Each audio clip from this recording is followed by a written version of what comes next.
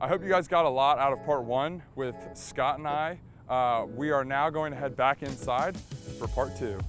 I guess one thing that some people might want to know is like, what are some of the different cap rates that you're seeing, or different returns for different types of properties, just like big picture, high level. Sure. And then what would you say is like your biggest takeaway or biggest thing to like keep in mind, or that you like to talk about, or just in general for Charlotte commercial real estate? What's the story that you like to tell? Yeah, sure. There's a lot there, and maybe what I'll mention, just right off the bat, a cap rate is what we call a capitalization rate. Okay. And that capitalization rate is based on income to purchase price. It's a very simple equation that we do in order to evaluate the acquisition of an asset.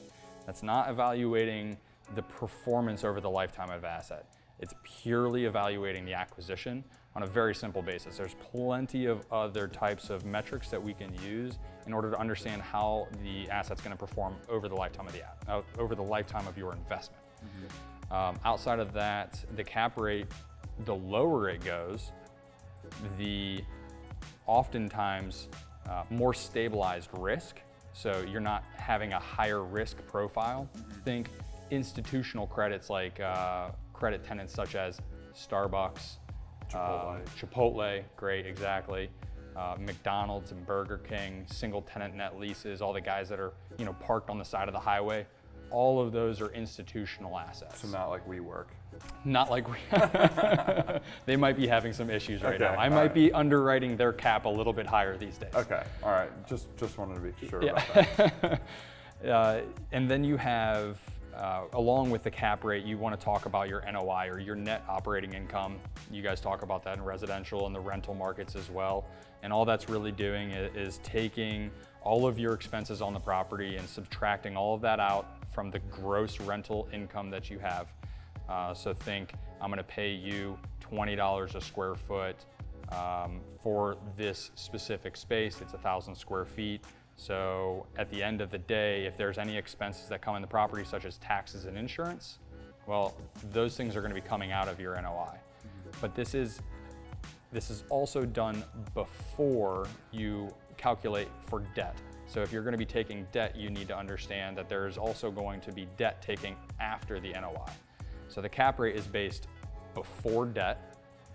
Once you calculate in your debt, then you should understand exactly, potentially, where your debt should lie as far as an interest rate is concerned. So if you're signing a deal for 5% cap rate and your debt is roughly 4%, 3.5%, whatever we might be seeing in the market at that time, well then your margin is much smaller, and which actually dips into the amount of money that you might be making. Right.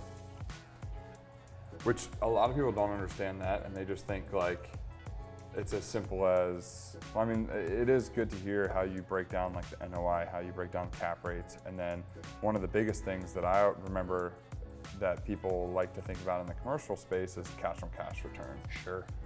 That's a sexy one that people like talking about. I think it's the name that people love. Yeah, cash on cash return. How much money is going in my pocket, right? And that's important. And that is part of the conversation that we have as far as what is it that your goals are. Mm-hmm. Is this a retirement purchase, or is this something that is second income?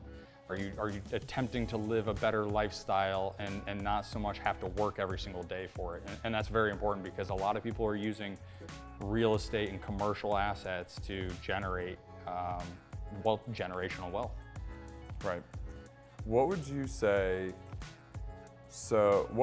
like your favorite thing to talk about when you're at a brewery and someone goes, "Oh, you're a commercial broker, like tell me about the Charlotte market." Like what's your kind of spiel? What do you like to talk about with the overall health of the Charlotte commercial market? Where is it, like what's your like almost elevator pitch in a sense? Sure. It depends if I'm trying to put people to sleep during the conversation, sure, or yeah. if I'm actually just trying to have a friendly conversation. Say they actually understand what you're about to talk about. Okay.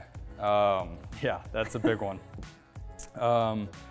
Primarily what we would be talking about is some emerging markets, what we're seeing as far as barrier to entry in commercial real estate, I cannot tell you how many times people come to me and they say, I have $1 million I have to spend. Well, what does that mean? Does that mean that you have $1 million in equity in your pocket today that you would like to spend? Because then we're talking about acquisitions that could be much higher than $1 million. Or are we talking about $100,000 you've set aside and saved over the last 10 years in order to get into this? And then we start talking about partnerships as well. Are you prepared to partner with somebody? And a lot of investments in commercial real estate are done with partners. And that's something that I learned that lesson very early on as well, because you're talking about acquisitions that might be $5 to $10 million. So when we have these conversations with people, I want to make sure that they understand the barrier of entry. What type of assets should you be looking at? Multifamily right now is a great asset to be getting in because of the risk profile. More tenants on one asset. So you have less chance that you're not going to make your debt payment at the end of the month. So you talk about what is a good cap rate? And that is also dependent upon the type of credit you have and the type of guarantee. So if you have a good credit tenant, maybe that means that they're a regional or a national institutional credit tenant.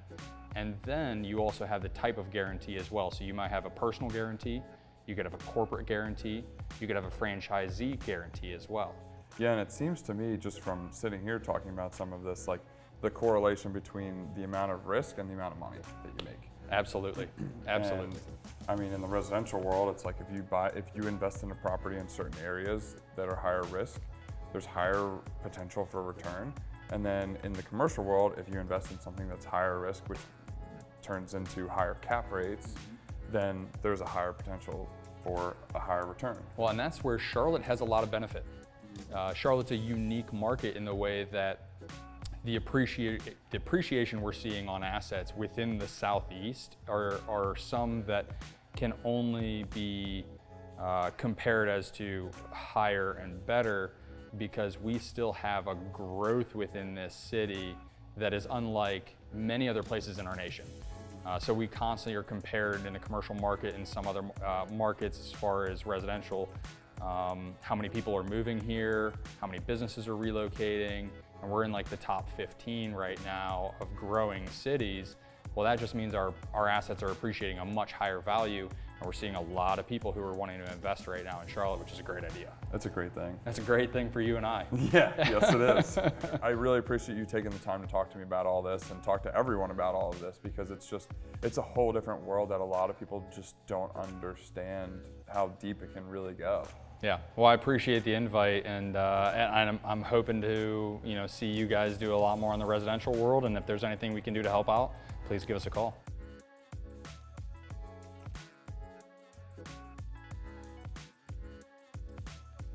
If you do like this, be sure to like and subscribe on YouTube. And if we're on Instagram, swipe up, whatever we need to do.